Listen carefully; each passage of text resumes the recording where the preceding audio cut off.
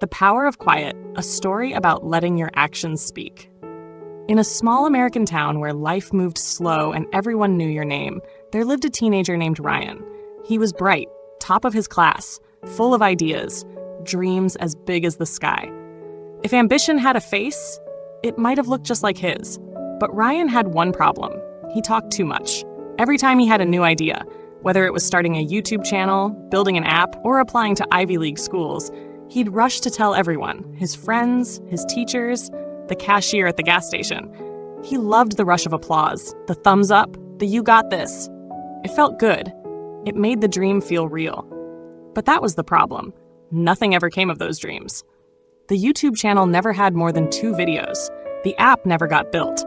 His big college plans, they fizzled out before he even clicked submit. The more he talked, the less he did. One afternoon, Ryan wandered into an old bookstore downtown. Dusty, quiet, forgotten by time. There in the back, he met an elderly man named Mr. Harlan. The locals called him the Professor.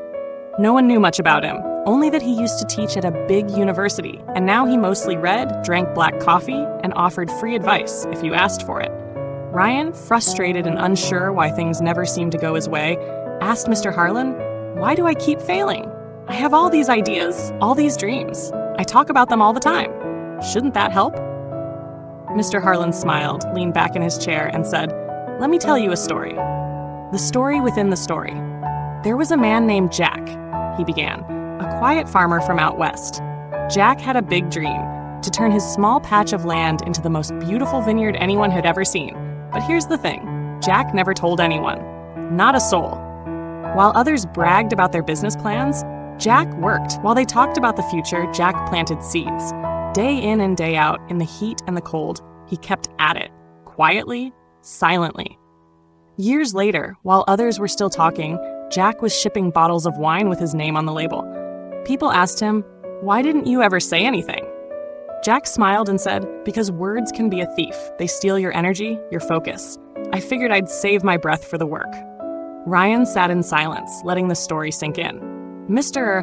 Harlan leaned forward and said, "Kid, when you talk too much about your dreams, 2 things happen. First, people may doubt you, envy you, or worse, talk you out of them. Second, and this is the big one, you start to feel like you've already done something. Talking tricks your brain into thinking you've made progress. But progress, that's sweat, that's sacrifice, that's silence." From that day on, Ryan changed. He kept his dreams close. He worked quietly, skipped the bragging, and focused on one thing, doing the work. Months passed. He launched that app, built a portfolio, and earned a scholarship, without ever posting about it first.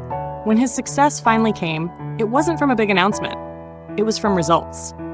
The lesson: in a world full of noise, it's the quiet ones who often go the farthest. Talk less, do more. Let your work speak so loudly that you never have to.